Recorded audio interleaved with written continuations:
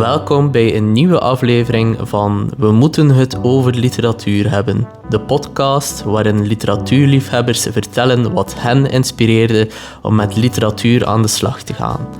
Hun verhalen laten zien hoe boeken en verhalen passie kunnen ontketenen. En hopelijk motiveren en inspireren ze ook jou om die wereld te ontdekken. Hi everyone, welcome to this video with author Chris Carter. The first two questions that I asked disappeared, so I asked them this way. It was a lovely conversation, so enjoy this video. Okay. Chris, first of all, I want to thank you very much for this conversation and to talk with me about literature and your work. I'm absolutely thrilled. Most of the people know you from your series, Robert Hunter. You were a musician before. We're going to talk about that. You were like forensic psychologist and profiler. We're going to talk about that too. But first of all, I want to start with the beginning. So, Chris, you were born in Brazil and then moved to the United States of America. How was it for you in your childhood? Can you tell something more to us? Educational system in Brazil wasn't great, which it isn't. So it's a third world country, and third world countries, it's a complicated thing. They don't have a lot of budget, so he just thought that his kids would have a better chance if they could speak a second language, and it is true. In Brazil, if you can speak English, you have better opportunities in work and things like that. So from a very young age, he put me in American schools, and that's one of the things that the United States is very intelligent about. So in every capital of every country around the planet, all countries that have an agreement with America, there is an American school, right? In every single capital. There's one here in London, there is one in Buenos Aires in Argentina, there's one in South Africa, wherever country you go. And the reason for that is for diplomats. So if you're a diplomat for any country, you're stationed in a country for 2 years. That's the term of a diplomat. So let's say you are from China, right? And then your country sends you to be a diplomat in South Africa for 2 years for the Chinese embassy. And you go for 2 years.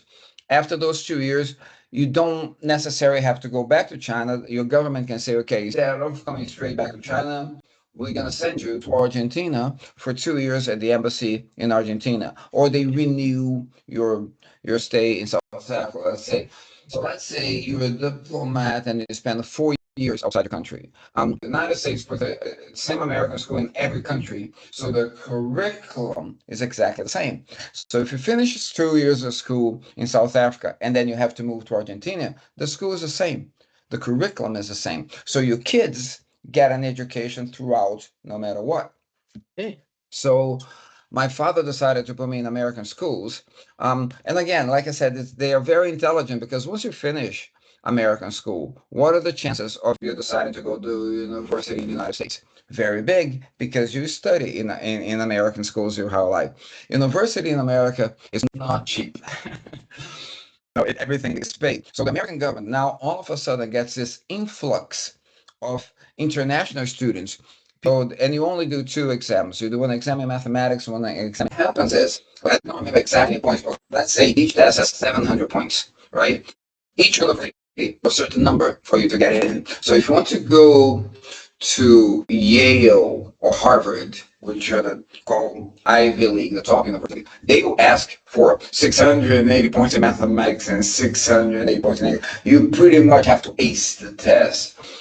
But if you go to University of Dakota or Wyoming or any place like that, they might ask for 500 points. 420 points, right? So you do one test, and that test gets sent. When you sign up to do the test, you have to pay, like I said, America, everything you pay. When you pay for it, you can choose 10 universities to send your thing. You can choose more, but you pay for more. Included in the price is 10 universities. So that's why you might be from New York and then you go to university in Los Angeles, or university in Washington, or university in Utah, anywhere you want, because you send your results too. So at the end, you can be accepted in 4 different universities, and then you choose which one you think is the best. So that's pretty much what happened with me. Hey, yeah, and Was there a difference in culture? It wasn't a change because, like I said, I studied in American schools. So I spent my whole childhood and adolescent teenage years in American schools. So even though I haven't lived there, the culture was the same because that's what I grew up with. But again, this was like many years ago where we didn't have the kind of import things that we have now. So in Brazil, you couldn't get a lot of the imported things. So like I had never seen Pringles or Dr. Pepper and all the kind or American cars and all that kind of thing. So when I went to America, the culture wasn't a big difference, but the weather was because I never seen snow in my life, Okay. and I was very young. And I lived in New York, and it was wintertime, and it was snowing, and the cold was just I couldn't even believe because again, living in Brazil, we don't even have the clothes to protect us from the weather. So the clothes that I had in my suitcase was like jean jackets and stuff like that, and it was just like minus 15. It was something ridiculous, and I remember stepping out of the airport because I landed in JFK, which is a big airport, but I had to do an internal flight, so I had to change to LaGuardia Airport in New York, where you get out, get a bus, and the bus takes you to LaGuardia. God damn, the doors open, I stepped out of the airport, and I was like, oh no, step straight back in, open my suitcase. It was just ridiculous. So, yeah, so seeing snow for the first time was the most, like, the shocking thing. So Chris is now going to tell that he wanted to be a doctor. I say what Chris said. He wanted to be a doctor because his father was a doctor. His father took him everywhere, like in the psychiatric ward and the intensive care. And Chris said that it was horrible. And after that, his father asked him, "Do you still want to be a doctor?" And Chris said no. So now he's going to tell something more about that. And at the end, he said, "You still want to be a doctor?" I was like, "No." So I didn't know what to do.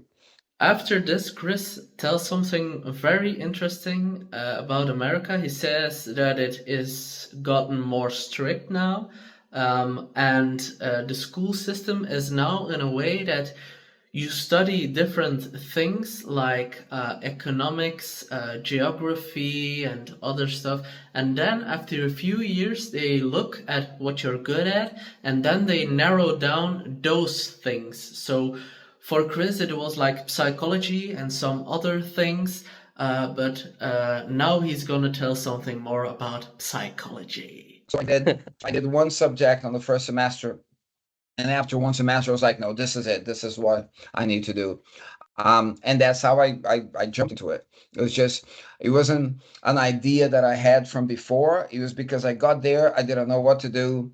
I saw on the list of all the courses that they wanted, because I was looking maybe psychology, and then this was a branch of it.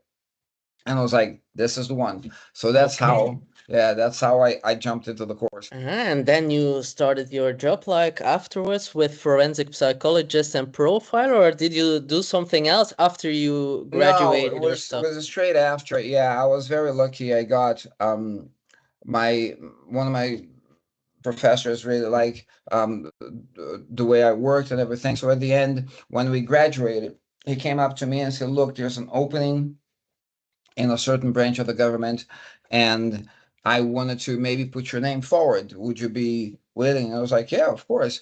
So then I was again very young, but then I joined the team as a junior psychologist, and then after 2 years I became a senior psychologist, and it went from there. But this was right at the beginning of the profession. Criminal psychologists didn't really exist before then. So this is right, like the BAU, which is the Behavior Analysis Unit of the FBI, was just being created. And so was the NCAVC, which is National Center for Analysis of Violent Crimes, which is where all the profilers and everybody from the FBI works. Those are just being created on that year. That's 1994, 1984, 1985. So they were just being created. So it was a brand new profession. Nobody knew what the profession really did, and because of that, there was things that went wrong, there was things that went right. So at the beginning, because nobody knew what the profession really did, we were taken to the criminal psychologists were taken to the crime scene in situ with the victims is still there. So we were like detectives. We were taken to the crime scene with the blood, with the victims, with pieces of people there. Nowadays, criminal psychologists don't do that. They read reports, they look at photographs, they testify in courts, but they don't go to the crime scene with the detectives to take a look, right? But at the beginning, they didn't know what the profession was, so they thought we have to see it like a detective sees it, with everything there is still. So this was right at the beginning of the profession, and there was a lot of mistakes as well because, like I said, they didn't know what the profession was like. So they took the word of a lot of profilers or a lot of criminal psychologists like if it was the word of God. So if we said we think that the guy who committed this crime is maybe in between 30 and 40 years old. He's a white male. He's probably from a poor background or whatever it is. So we give him a list of things, right? Yeah. And they took that too seriously. So they would interview the real killer, but because the killer didn't fit that profile that we created, they let the killer go. And that happened a lot. Yeah, that happened a lot. That's why the profession changed. That happened a lot at the beginning. Like I said, at the beginning, they didn't know what the profession was like. So we were treated like God, like our word. But if you think about it, I always say this, a professional of a criminal psychologist or a profiler is you study all those years in university and you do all that, but in the end, your job is to take a guess. It's a guess, it's not psychology is not exact science. So two plus two in psychology is not always four, right? A person could be born in the same environment, grow up with the same, like two brothers, same family, same love from the family, and one becomes a criminal, the other one doesn't. So there's no real telling. So the profession was you analyze the crime scene, you analyze the level of violence, you analyze the victimology and everything to do with the scene, and then you give it a guess. It's an educated guess, but it's a guess. It's like we think that the person who did this knows the victim, probably a friend of the victim, but it's a guess. It's not exact. Mhm. And that was a problem. And I think that's why the profession changed a lot. Criminal psychologists or forensic psychologists nowadays, they don't really go to the crime scene. Like I said, they will read reports, they will look photographs, they'll see videos because now everybody does a video. They will testify in court, but they don't go to the crime scene, and the police or the investigators don't really they take advice, but it's not as serious as it was before. So yeah. I find it intriguing because when you started with a thought like, I want to be a doctor, you went with your father to the psychiatric ward and you saw stuff, and then you start to be in like a crime scene and you see blood and stuff, and then you have like, okay, I'm going to continue that. But before the doctor stuff, you were like, ah, no. It was What it was was the it difference? wasn't it wasn't the blood. It was when you do the general course in university, what you study, you don't see the blood. It's almost like reading a crime novel. You're Okay. you It's almost like being a detective because what they show you is like what is very intriguing for most people. One of the reasons that so many people read crime stories is because they want to know the why. They don't want to know the who. The who killed, could be anybody, but they want to know why. Why did somebody go and kill that person, but not only kill, why that person took away the little finger from that. So they want to know that. It's like the intriguing bits. And that's when you do the general course. That's what they're talking about. They talk about the serial killers. Because what happened was the reason why criminal psychology became a thing, it became a course, is because it was right after the 70s. So in the 70s is what's called the golden era of serial killers. That's when you had Ted Bundy, you had the BTK, you had the Night Stalker, you had the Green River Killer, you have all those people that were around in the 70s. You Yeah. have, And you talk about them in this book that I showed before on Evil Mind. yeah, It's like Lucian says that yeah, he wants to belong with those yeah. people and stuff. Yeah. Yeah, and John, for some reason in the 70s, all these people they started appearing and then that's why it triggered these two psychologists from the FBI. They were like, why are all these serial killers appearing out of the blue? So it's like There's got to be a reason.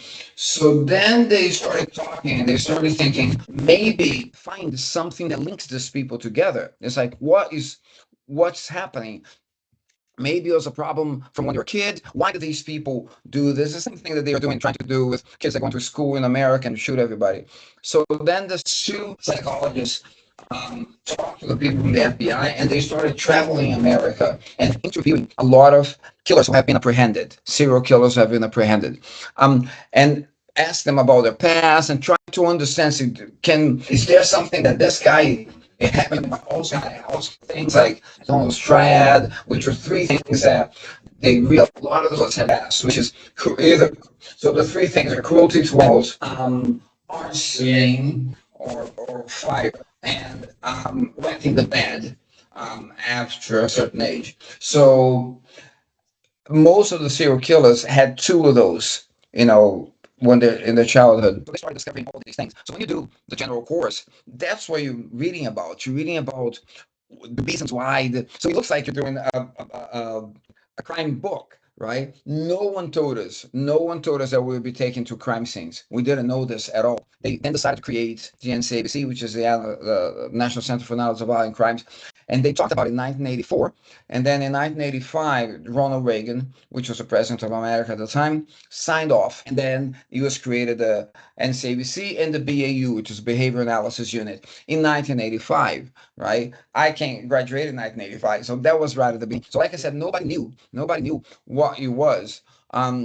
If they told, I remember the professor saying, look, a lot of you guys will not finish the course, not because the course is difficult, but because the course is dark. Deal with is pain, hurt, sadness, evil. That's what you deal with. Every single day you're dealing with evil people. You're dealing with murder, with crime, people lose their lives, people lost their families. So there's never a day that is a fantastic day. Even the day they help the police apprehend a suspect is still a bad day because that person had already killed two or three people before. So the two or three people already lost their lives. So every day you're dealing with something that is mentally very dark. And the professor said it's a difficult thing, there's a point everybody breaks. There's a point that what you do is like, how much more of this can I see every day before what Nietzsche said is that if you look into the abyss for long enough, the abyss looks back at you. So if you look into darkness every single day, there's going to be a day that you're going to become darkness. So yeah, at the beginning, nobody knew that that's what we were doing. When you go into medicine, you know exactly what you're going to be doing. You're going to be cutting people open. You're going to see blood. We never thought that we would see blood. We never thought that we would see victims right there, cut in half and all that kind of thing. So yeah, so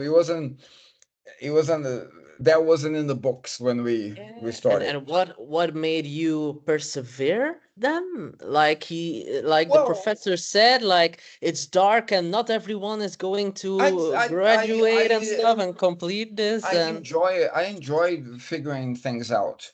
Like it was a puzzles, and I wanted to understand as well, and what people did, and when you're young, you have all these silly ideas in your heads, like you want to help people and you want to make a difference, that kind of thing. yeah. We do when you're young. You think you can. You think, I can do this, and my grades were very good and everything. So I thought I'm good at this, right? So I can probably help people with this.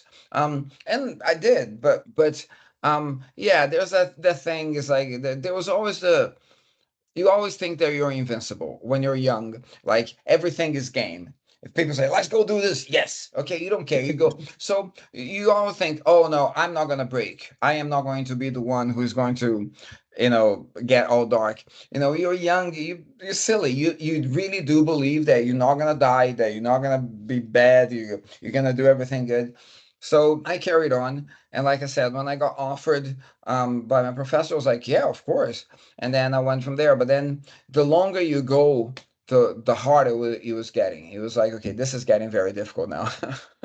Okay, yeah, and like, did it make you understand something more about the human nature and how Yeah, people yeah, are of like course. in their heads and stuff? Of course. You understand, one of the things that I always say is there are two different worlds out there. There is the world that we live in, which is You wake up, you go to work and everything, and there's the world that the police and those people live in, and that's a horrible world. It's like the criminal world is a horrible world. It's like people kill you for nothing. It's like there's a world out there that is extremely violent, and they will kill you for.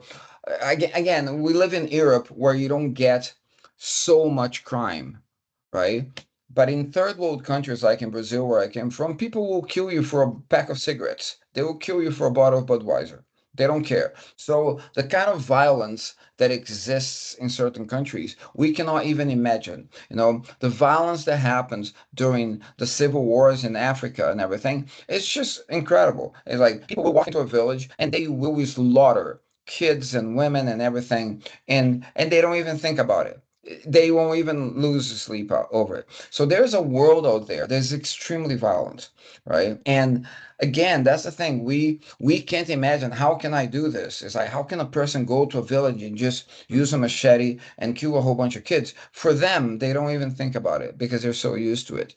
So you start realizing that how much different people can be from culture to culture, from environment to environment, from the way you're brought up when you're young. If you're brought up, this is a known thing, is that difference between nature and nurture. Are you born evil or you made evil?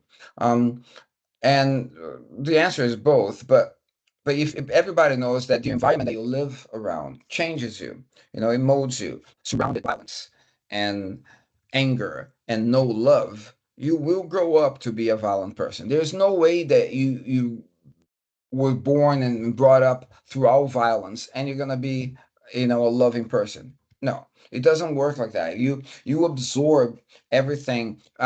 Kids are like a sponge, as you know, the younger you are, and that's one of the reasons why terrorists and all that kind of stuff, they always try to groom young boys or young kids to make them, because it's a lot easier for you to plant an idea in a young kid's head, because we're like sponges and we believe everything we're told when you're young, right? So they feed all these hate, all this anger into the kids, and the kids growing out angry.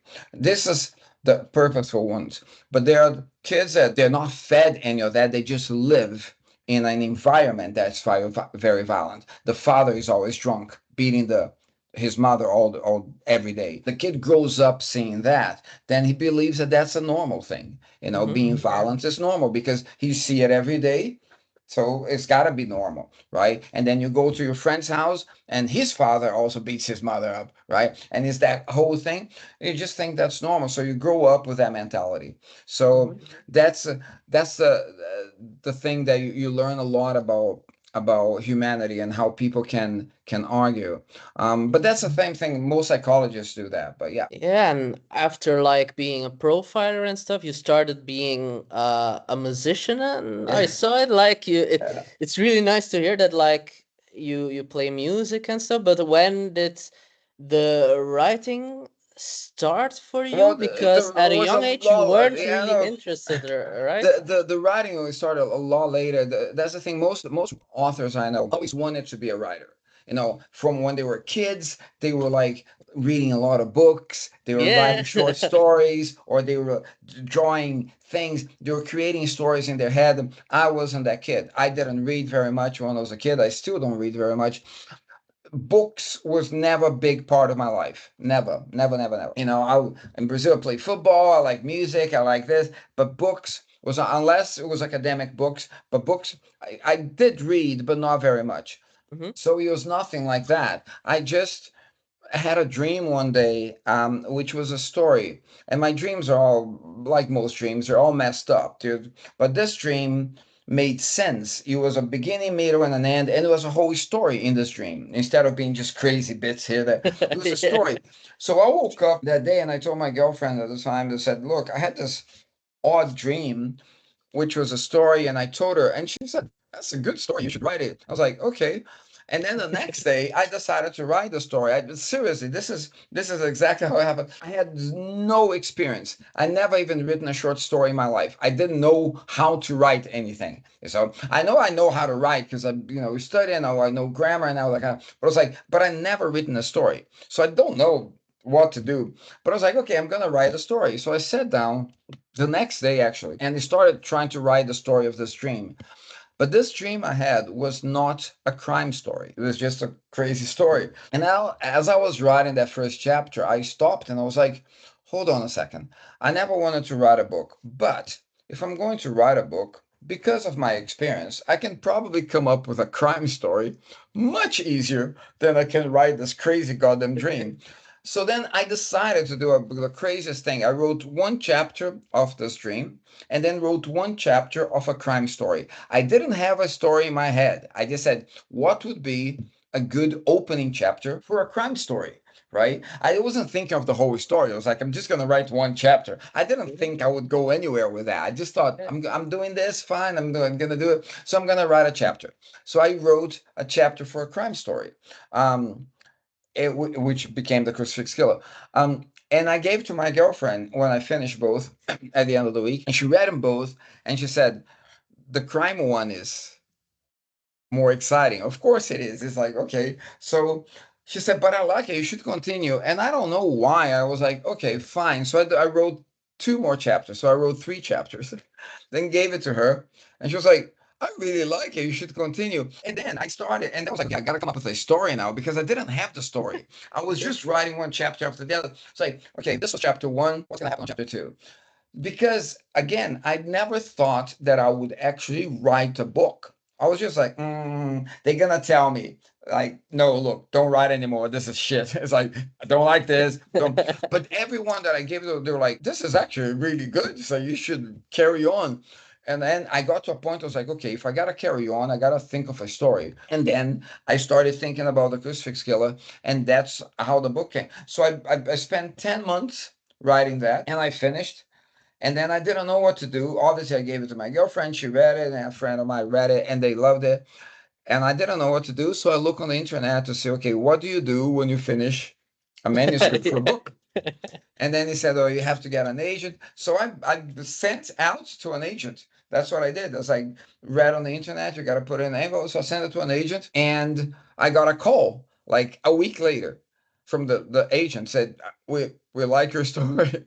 And I was like, okay. And so that's how it went. So I never had any experience. I wrote this one thing and it worked out. So that's how I became It's a like a writer. crazy story, yeah, because from lots of authors you hear that, yeah, I've read it a lot before, or I was really intrigued about stories, I saw And there's a films lot a of lot.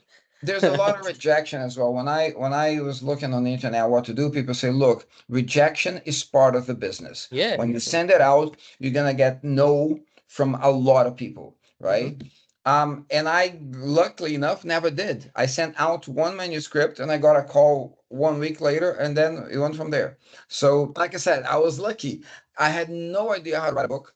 And that was the thing. It's like I always thought when I thought of the stories, like I could tell you the story of the crucifix killer in about 20 minutes. And my question to myself was, how do I make 20 minutes go for 400 pages? It's like, how do you do this? Like I said, I had no experience. It's like, I don't know how to stretch the story in 400 pages. yeah, So I just carry on doing and carry on doing, and I got there in the end. So it wasn't a planned thing. I never, like I said, it wasn't a thing that I always wanted to be. I always wanted to be a musician, but not a writer. And I just decided because I had this dream, and then I read it, I wrote it, and then my girlfriend and my friend said, "This is very good. You should carry on." I was like, "Okay." And I told him, "I said, look, please tell me the truth. I don't. You're not gonna upset me." I was like, "You're not gonna upset me." It's like, don't tell me that it's good and let me carry on for 1 year writing this if it's shit. It's like, if it's not good, tell me to stop. Save me from spending time doing something. And they were like, no. I was like, seriously, you're not going to offend me. If you say, look, it's not good, Chris, stop it. I would stop. But they were like, always, no, you should carry on. I really like it. I want to know what's coming next. I was like, okay. So I just carry on writing the thing. Yeah. And yeah, that's how I never how expected to be 14 books into a series. God yeah. damn. But like as you said, you can say the story in like 20 minutes and you need to stretch it. Yeah. how did you do it then in like 10 months? I How, don't know. what did I you was just do? I was writing, and once you start doing it, and then you realize there are things that you don't, when you're telling the story, if you're telling verbally, you don't really explain, like for example, descriptions of rooms. If I'm telling a story verbally, so they got into the house, they walked through the living room, they got to the bedroom, and there was the body. In the book it's like, so from the front door there's the living room. The living room was sparsely decorated and it had a table on the corner. So there are things that you have to explain in the book that when you're telling verbally, you go straight to the point. But in the book, you describe the lighting of the room and the sounds and how he felt, maybe the smell, all these kind of things that you talk about. And again, I didn't do a course. I didn't study creative writing. I just wrote it. Um, I did a lot of mistakes because, again, from my old profession, I am used to over describing things. Because obviously, when you're talking about police reports and all of that, that's very descriptive. You have every detail is there. So I tend to over explain things a lot, especially when I'm explaining anything to do with criminal psychology. I tend to over explain, and then I have to reread and cut a lot of it out, like a lot of it out. The latest book I wrote is now with my editor. We cut out 35,000 words. That's, yeah, Wow. that's like, Yeah. that's so I had to cut out because I do over explain. But I think every author is like this. Every author, when they get to the editing, you need to polish. You need to take things out. Yeah. What's not necessary, it gets taken away. So that was always my biggest problem. I over explain a lot. I try to make the reader understand exactly what this thing means and everything, and sometimes you don't need that. But yeah, so that's how it came from a Yeah. dream. Don't you think that like the describing of the book for you is important as a writer, like the over describing or Well, to understand your well, own story?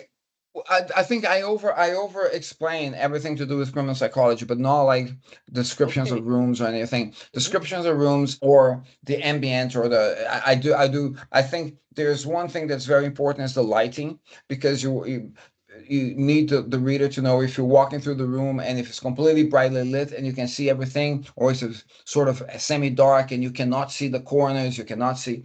So so I described that very, very little. So again, it depends. I mean, I learned a lot. I learned a Mhm. lot with that. But there are certain authors that I've read descriptions that it's like it's 3 pages talking about the same room, and I was like, okay, too much for me. But that again, everyone's got their own style. Mhm. To Absolutely. me, I like to be as fast as I can.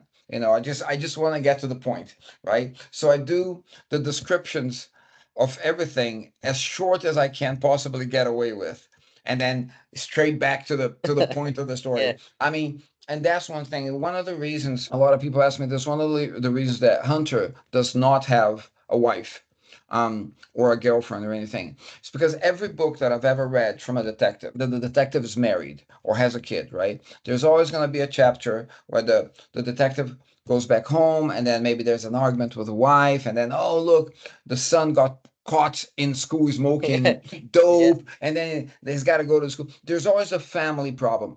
And this is my personal choice. I skip those chapters. If I am reading a book and it starts talking about the wife and everything, I just go next. Give me Yeah. the stories. I'm reading a crime story. Give me the crime story. Some people love that. They want to get. I don't. So I didn't give Hunter a wife because like he never has that problem. He's always on the case. He's just running after the killer, and that's what's the important thing about the book. But that's my choice. So I try to just every chapter in the books I write, I try to be always about the story. It has to move the story forward. There's no chapter that I write that I'm just talking about, they went out for dinner, and then some people, like I said, some people enjoy that. In my books, I just want to get to the point. So I write as fast as I can. But yeah, I've learned a lot Mhm. over the years. Like I said, I never did a course, but obviously you learn from your editors, Yeah. whatever they tell you. So yeah.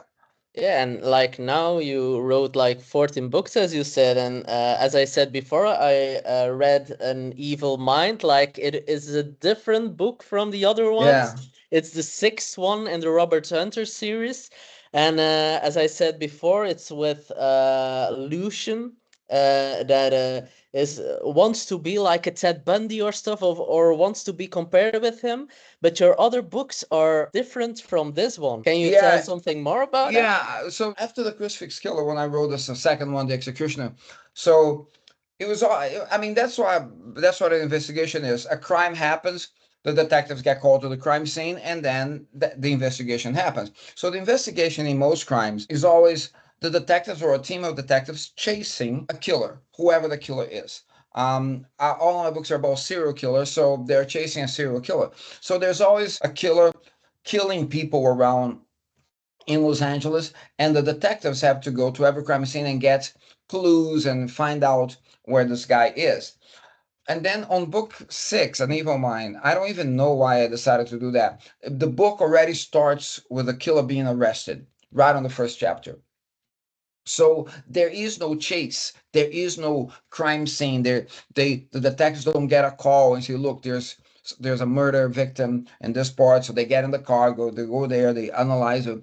It doesn't have any of that. It starts with a guy getting arrested, and then he gets arrested by the FBI because he doesn't even get arrested in Los Angeles. He gets arrested in Wyoming. I don't even remember what, Wisconsin. I don't remember where he was. He gets arrested, and then he says to the people from the FBI, "Say, I will only talk to Robert Hunter." And then they go and they ask Hunter, say, "Look, Hunter's about to go on vacation," and say that we got this guy who is apparently, we found him with two heads inside his trunk, and he said he's only going to talk to you. And Hunter goes, "What?" And then the story develops from there. So there's a lot of psychology in that book. There's a lot of conversation. Hunter has to go and interrogate the person, and so there's a little bit like the Silence of the Lambs when they talk in a prison, and there's a battle of psychology in between both. I'm not going to review everything, but it was a very different book because of that. Because instead of being like all the other stories where a crime happens, the detectives get called to the scene, and from there they start to trying to figure out who this killer is. An Evil Mind, it starts already with a guy being arrested, and then it sort of goes backwards a little bit. It shows this guy's story, which is a very interesting story. Especially because of the way he thinks about things. He's also very intelligent, like Hunter is, and it goes from there. So it was a very, very different book. And I remember when the book got released, I thought people are gonna hate this book because they were used to all the five previous books. They were used to that. There's a crime, Hunter and Garcia get called to the crime scene, they analyze and they take the investigation, and the investigation goes from there. So this one is completely different. There's not as much action. Because like I said, the other ones, there's always a chase. They're going after the guy's killing more people. There's more crime scene, things interesting. This one, there's no crime scene. There's no chase. It's a lot more conversations, a lot more the psychology. So I thought people are not gonna like this. They want the action. They want the thing to happen. But fortunately enough, people really like book six, like a lot. So it's the only book that, like I said, that I had to do a sequel to. So Lucien Folter does come back on book 10, Yeah. which is Okay. it will be released in Belgium soon, next year, I think. I think book 8 just got released. Yeah. And book 9 is coming at the end of book 9 is coming in December. So yeah, so book 10 will come beginning of next year So the for you guys. Belgian folks who are watching, like it's next year normally. So Next really year looking will, yeah, forward to. because there's book 9 coming out in December. Hmm. Yeah, I saw the Okay. cover. They sent it to me. So that is Gallery of the Dead, I think. Yeah, Gallery of the Dead. Okay. Yeah. Yeah. Absolutely thrilled. I really want to read it. Like also your previous books, but like what I was thinking, like you are writing 14 books with the same protagonist, like Robert Hunter. Yeah. I How mean, is it for you to like well, stay the with the latest same? book I wrote, which is gonna come out next year, is my first standalone book. So it's the first Okay. book that's not Hunter. It's not even a crime story. It's not a crime book. It's a they call it a revenge thriller, but with a love story in the middle. It starts with a woman divorcing her husband because her husband is very violent. Um, but then she goes on the run even after divorcing because she knows that the husband is not going to let her go. So she goes on the run. She changes her name and she goes on the run in America. And it's her story of what happens throughout this and the husband trying to catch up with her. Um, and obviously she meets somebody else and stuff, but there's a lot of twists, there's a lot of things that are not what they look like. So that's my first ever standalone, is going to come out next year. But the Hunter one, like I said, I never even thought I would write a single book. Imagine writing a series. So I wrote the first one, they like it, and then they wanted a second one. I was like, okay. And then the series just started getting better known and better known, better known. And I like to tell everyone, look, it's a business for the publishing houses, right? It's all about money. All of the world is all about money. So as long as your books are selling well, they want you to carry on. And in the Hunter series, thankfully enough, every book that I release sells better than the previous book. Even if it's by only a hundred copies, it still sells better than the previous one. So the curve on the Hunter series is still going up on the scale, right? It hasn't reached a point that when it starts going down, the publishing house is going to come up to you and say, look, the Hunter series is not selling as well as was. Maybe something changed.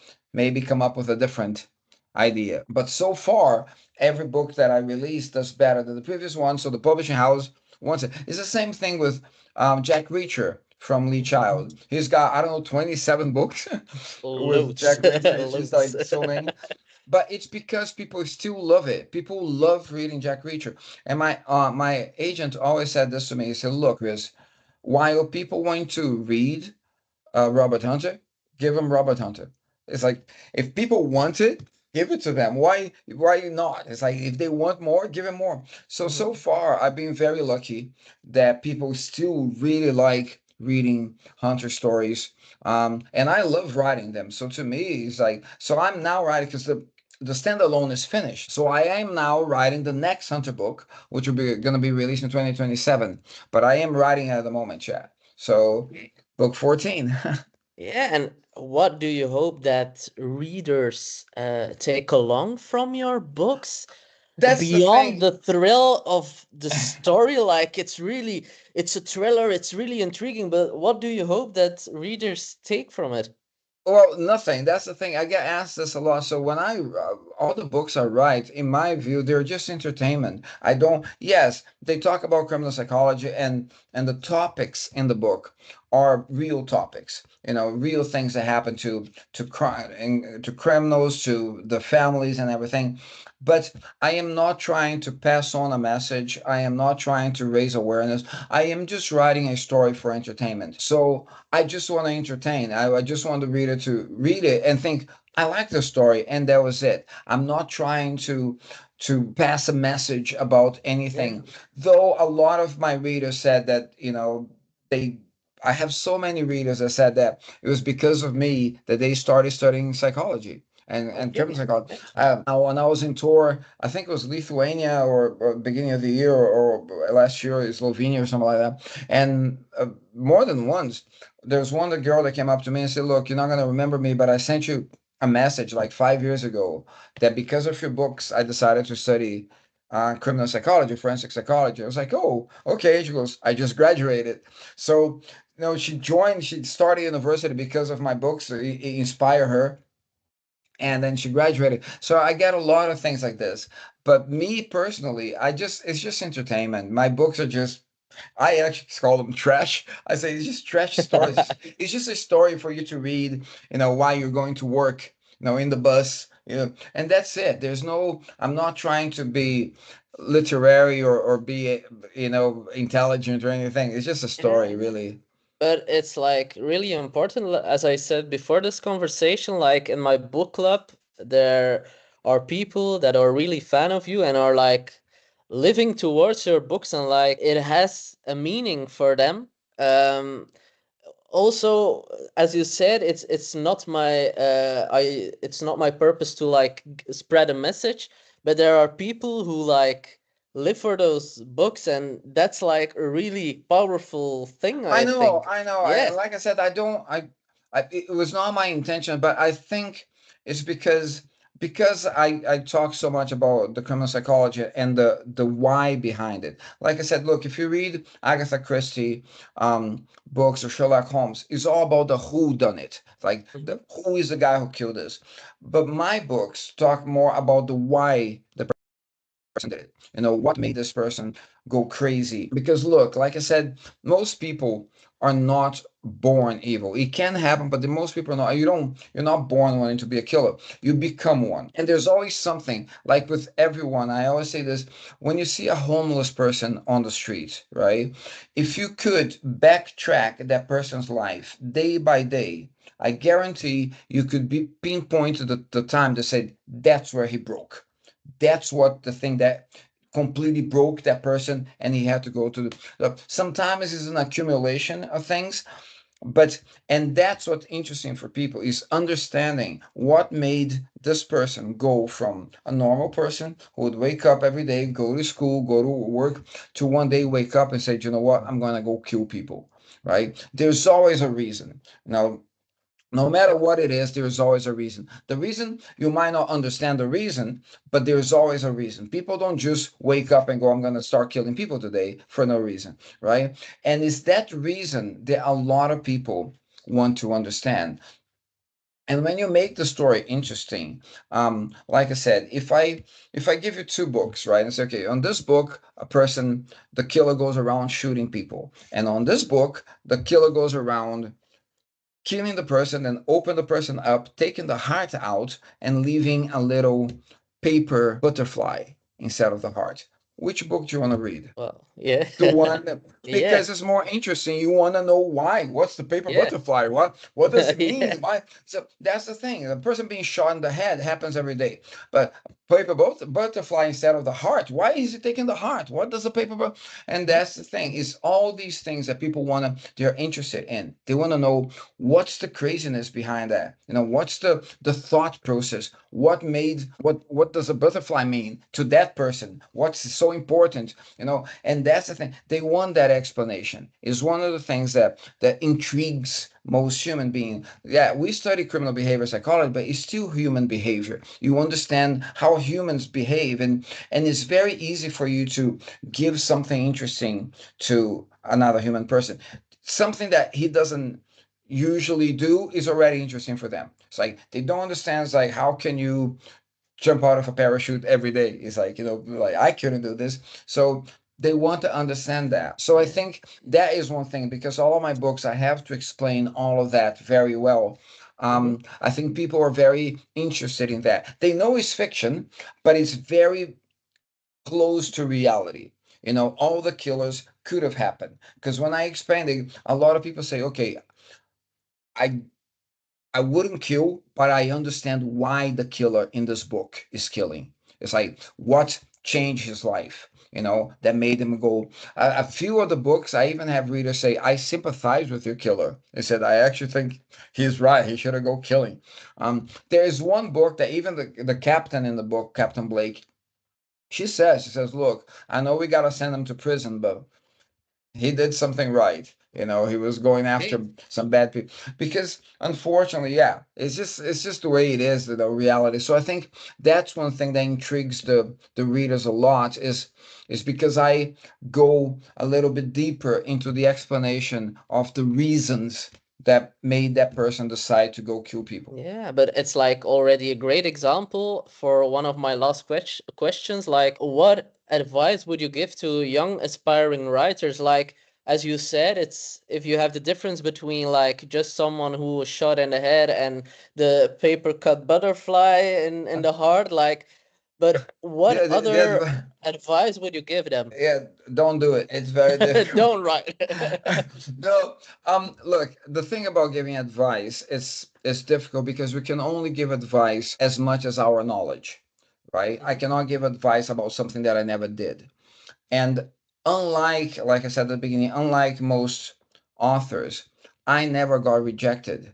I never had to write 4 different books before I got a deal. I never have to send 200 letters out before I got an agent to call me. I got it on the first one. So my experience is this tiny. It's very small because I didn't have to change and do different things. Like I tried this, didn't work. Okay, let me try this, didn't work. Let me try this at all. So I don't have that enormous experience of trying different things until something works. I did one thing and worked, right? So the only advice I can give is based on my little experience. And that little experience tells me it's like trust your heart, trust your story. It's like if you have a story in your head, write your story. Don't write the story that your mother wants you to write, or your father wants you to write, or your teacher wants you to write, or your editor wants you to write. Believe in your story. That's what makes it your voice. So write the story the way that you want to tell it. Forget about what people tell you in uh, writing classes or something. Just write the story the way you have the story in your head. That's what I did, right? So again, that's the only advice I can give because that's the only thing I did. I just wrote the story I had in my head. I didn't know anything about the rules of creative writing, the rules of writing. I know grammar, obviously, you can't write bad grammar. But that's it. That's all I did. I just had the story in my head and I put the story on paper every single day. Didn't know any of the rules, didn't respect anything. All I did was just write what I had in my head. So that's the only advice I can give is like trust the story that you have in your head and write that story the way that you want to write, not the way that other people want you to write it. Write it the way you want to write it. And that's it. That's all I can say. That's already a powerful advice. Uh, It's like if you say it, people that are fan of you and start to write, it's like if you say it, a really powerful yeah. But if advice. you read my books, my vocabulary is very is short. So I don't try to make it beautifully spoken or beautiful sense. I just tell the story. Like I said, it's very fast. A lot of people. One of the comments I get a lot from people said his writing is very simple, but it's to the point. And that's it. I write as simple as I can. I don't try to complicate. I don't try to go around the bush. I just tell the story. I go as fast as I can on the story. But that's the only way I can do it. I could if I tried to do the other way, I probably would make a mess of it. So again, that's the only advice I can give because that's the only experience I have. I didn't have all different experiences in that field of writing to be able to say, look, this is the best way to do it. I only did it one way and it worked. So that's the only advice I can. Okay, and my last question for you, Chris, is as you said, you don't read a lot, but if there are some books that you want to show to the viewers, what books would that be that you want to say something about? Well, there are two authors that I even toured with, and they are fantastic. And both of them just had two books released the last month. So one is M.W. Craven or Mike Craven. His new book is called the Final Vowel. I haven't read it yet because I read very little, and the book just came out last month. But Mike is an amazing author, an amazing author. He has so his series is about Washington Poe, which is a detective, and Tilly, which is a very intelligent girl that works with him. And his stories are guaranteed amazing. So every book I read from him is fantastic. And the other one is Steve Kavanagh, who he doesn't write a detective story. He writes a story about a, a lawyer.